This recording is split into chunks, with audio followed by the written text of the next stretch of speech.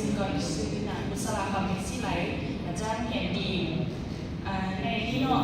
อาจารย์ที่เราเป็นปัญญานั่งที่วันน้องมากที่สุดก็คือนั่งทีนั่งซีวันเลวันที่ว่าพนักงานทำเนี่ยไปเบิ่งน้ำกันคือจริงๆเนาะคริสต์มาสปีที่แล้วอยู่ของนั่นเดี๋ยวสำหรับในเรื่องนั้นมักตัวละครพระเอกเพราะว่าสำหรับพระเอกกันแมนเคยนั้นมีความเสียสละกับหัวหน้าที่เราเห็นเกี่ยวกันแต่ว่าบอกว่าเห็นแยกไปแล้วเราก็รู้สึกว่าคือตัวอย่างเนาะถ้าเราเขาเรียนแบบนักเรียนเขารู้สึกว่านักเรียนดื้อนักเรียนและบวกความแบบเขาไปยังหมดแพชชั่นมันหมดความหมดกำลังใจแต่ว่าสุดท้ายเราเขาเข้าใจว่ามนุษย์เขาทุกคนบวกคือกันเขาสามารถซ่อนได้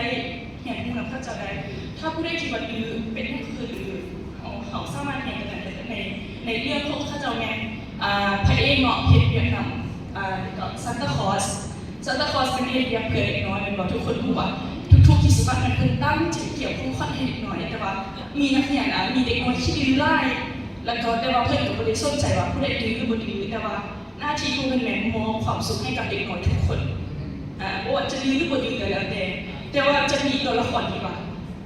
แอนตี้คนที่แบบดื้อถ้าผู้ใดดื้ออยากลงโทษให้ถึงที่สุด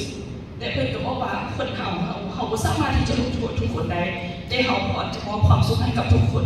แต่ว่าตัวละครพระเอกนั้นอย่างผมเข้าใจดีมันได้เชื่อแต่ว่าเห็นเรียกหนังซันตาคลอสนั้น700 กว่าปีแล้วแต่ว่ามาฮอนปีที่ว่าจะเข้า700 กว่าปีเนาะเพิ่นยังท่อนตัว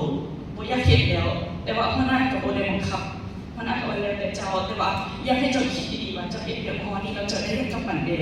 แล้วสุดท้ายจนจบเนาะเพื่อนไปเห็นเด็กน้อยในตอนน้อยที่ว่าเพื่อนดื้อแต่ว่าใหญ่มาเพื่อนสามารถเปลี่ยนแปลงตัวเองได้ฉะนั้นคนเฒ่าเนาะมันต้องใช้เวลาว่าไงว่า3 เดือน 6 เดือนจะดีขึ้นอาจจะเป็นปีหรือว่า5 ปี 10 ปีแบบนี้เนาะคือข้าพเจ้าเองคือกันตอนนี้เนาะเขาดื้อนะดื้อแล้วก็เข้าใจแต่ว่าเห็นยังไงหน้าที่คู่นะแล้วก็เลยเข้าใจได้หลายอย่างเห็นยังร่วมกับพนักงานทุกคนคือกันแล้วก็มักตัวละครที่ดีไล่ครับ우리나눠주는 박수